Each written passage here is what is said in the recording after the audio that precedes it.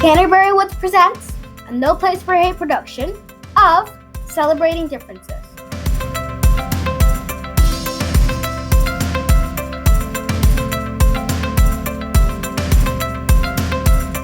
So today, we have staff members from Canterbury Woods who are going to share their journey of how they came to understand and overcome their differences.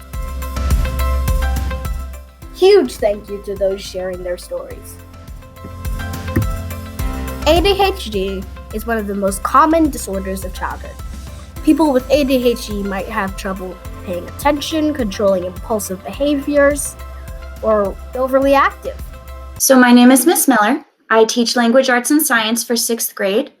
I've been teaching for 6 years, and this is my 2nd year at Canterbury Woods. So for me, ADHD is a combination of having a hard time focusing on things and having a hard time remembering things. When I'm interested in something, I'm usually really good at focusing on it. But if I'm not interested in something, either it's boring or just like it's not super interesting to me, I have a really hard time focusing on it. So even things like making a grocery list can be hard for me to focus on because they're not interesting. And then sometimes I can't even focus on things that I am interested in, which is really frustrating. In terms of forgetting things, I forget things all the time. I have to write everything down, and it's really frustrating. Sometimes I tell people that I'll do something. They say, "Oh, can you do this for me?" And I'll say, "Sure." And then I forget that I said I would. So I don't get it done. And then I'm frustrated because I didn't do it. And the other person is frustrated because I said I would and I didn't do it. My teachers would get really unhappy with me because they would think that I was doing it on purpose, that I was refusing to do my homework. But really, I just couldn't make myself focus on it because I was so tired at the end of the day. A lot of the time I will see connections between things that other people don't see, or I'll notice patterns, or I can find an answer to something really quickly. And it's because my brain is always moving really, really fast. I'm also really good at puzzles. And I think that's like why, because my brain moves so fast compared to what other people's brains seem to do. What I want people to know about me with my ADHD is that ADHD is an invisible disability, which means you can't see it. It doesn't change the way my body looks. It doesn't change like how I move or how I communicate with people. So people don't know that I have it necessarily unless I tell them. And so it may seem like I'm not trying. Like it must have seemed to my teachers when I was in grade school that I wasn't trying to do my homework and that I was doing it on purpose. But really, I'm trying super hard every day to get things done. And you can't see the effort that I'm putting into it, but I'm working really hard. So with anybody who has ADHD, my best advice would just be to be patient because we are trying, even if it doesn't look like we're trying. Dyslexia affects areas of the brain that process language, causing difficulty in matching letters to sounds.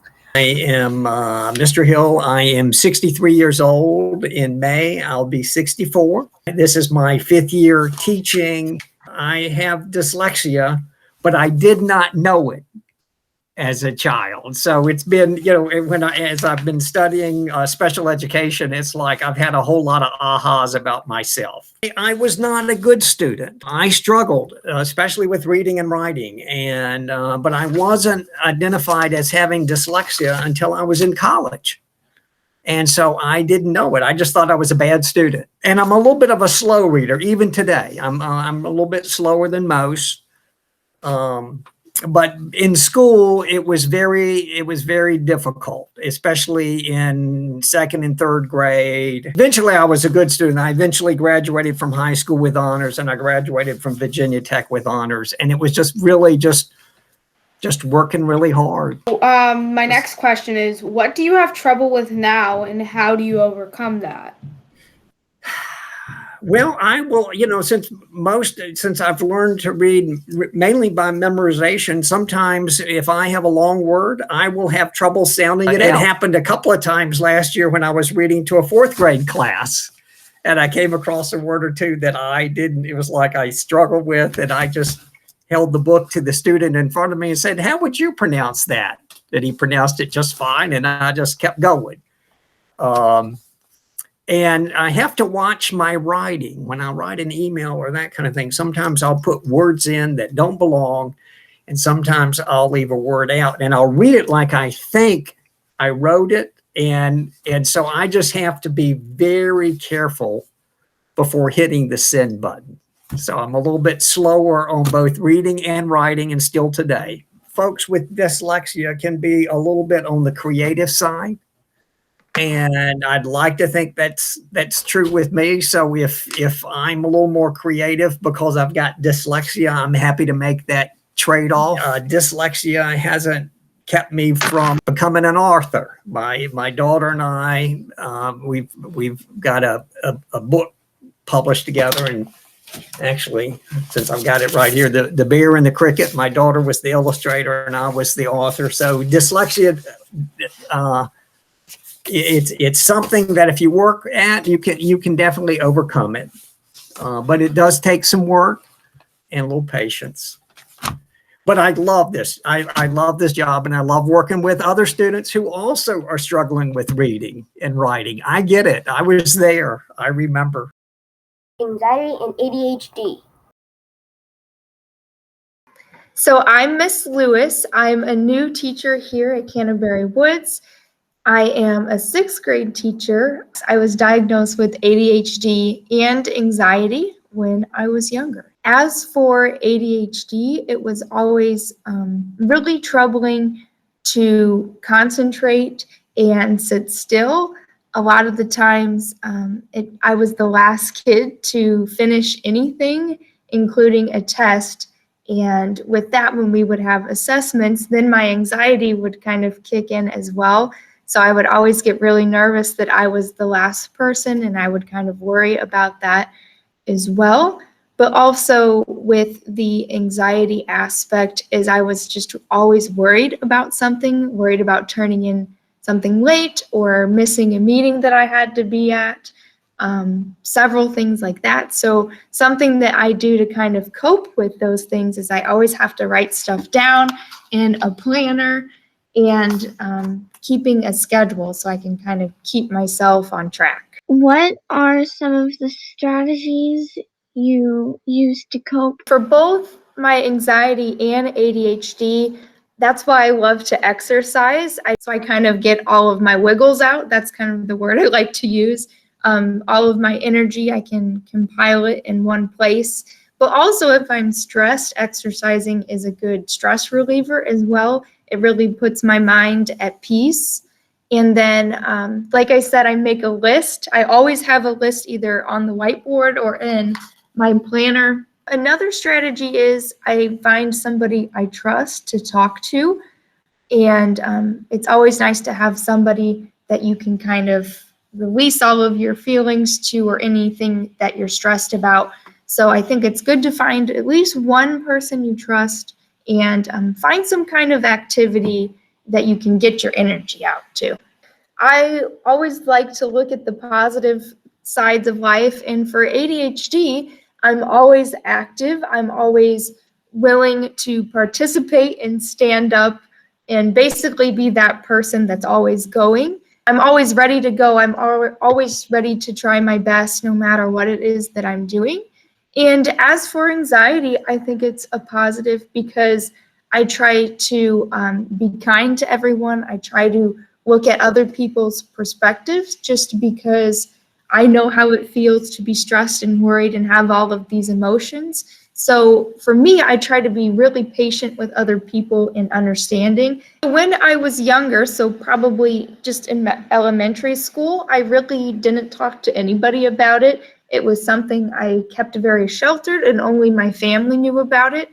And that was really hard. But now that I'm older, I embrace it.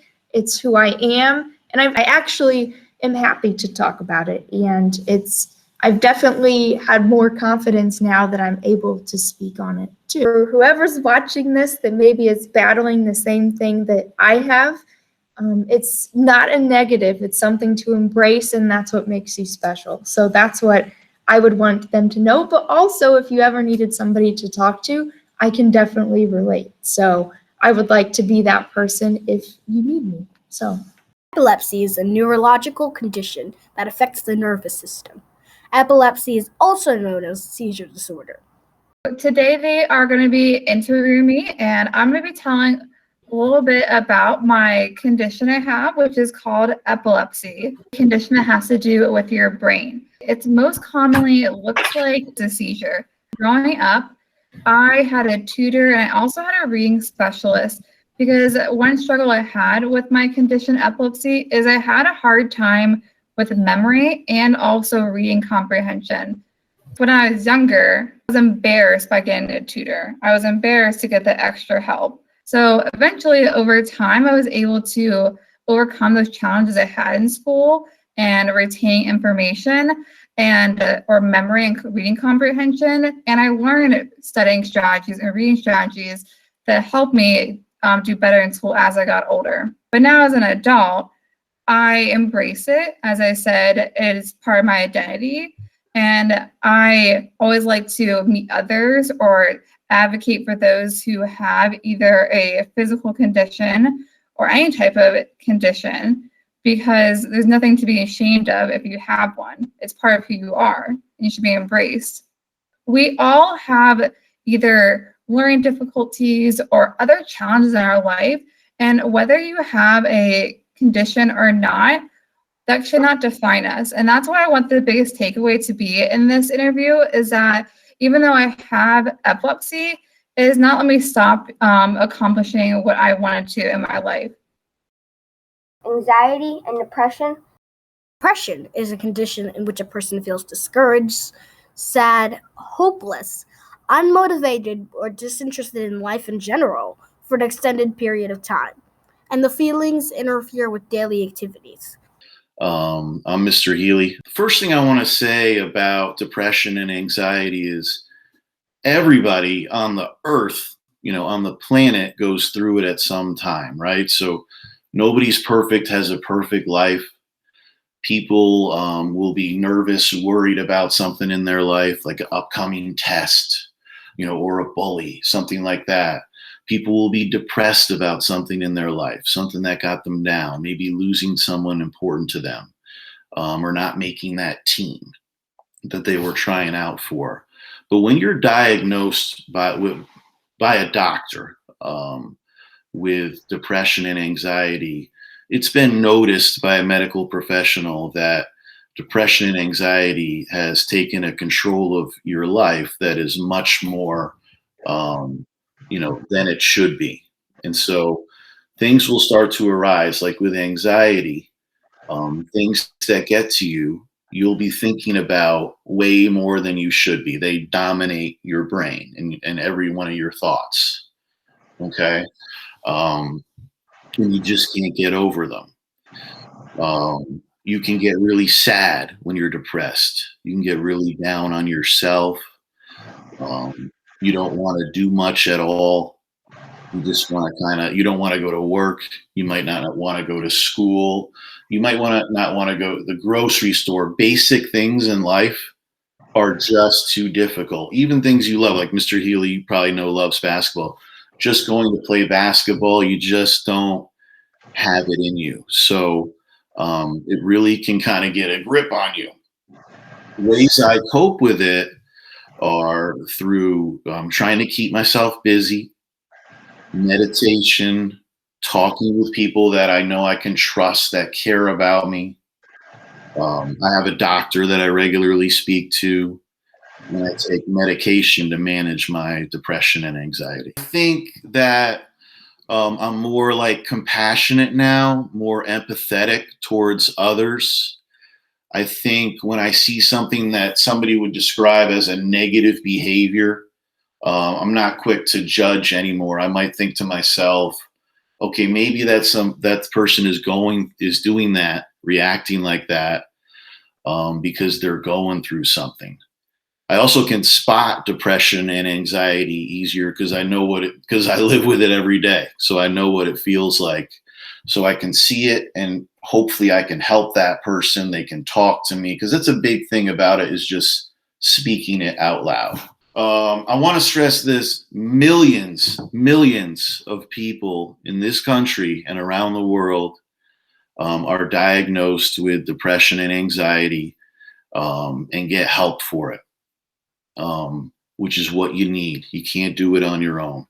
But there's also, I would guess, millions more people who are not diagnosed and just need to be brave enough to admit it. Okay. And I think doing things like this, like getting it out in the open, letting people know about it, is going to make kids more brave to step up and do that. And we go through hard times and all these things we go through in life, but it's about getting back up and keep pushing, keep taking one step forward, because you just can't give up. And if you need help, ask for it. And the more we get this out, the less of a stigma is going to be associated with it. You're a special person, and you are not alone.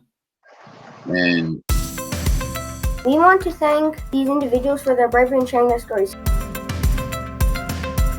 You may relate to symptoms discussed in this video, but that does not mean you have a disorder. A few symptoms is never enough for a diagnosis. If you wonder, talk with your parent or guardian about whether it may be appropriate to talk with a doctor about any concerns.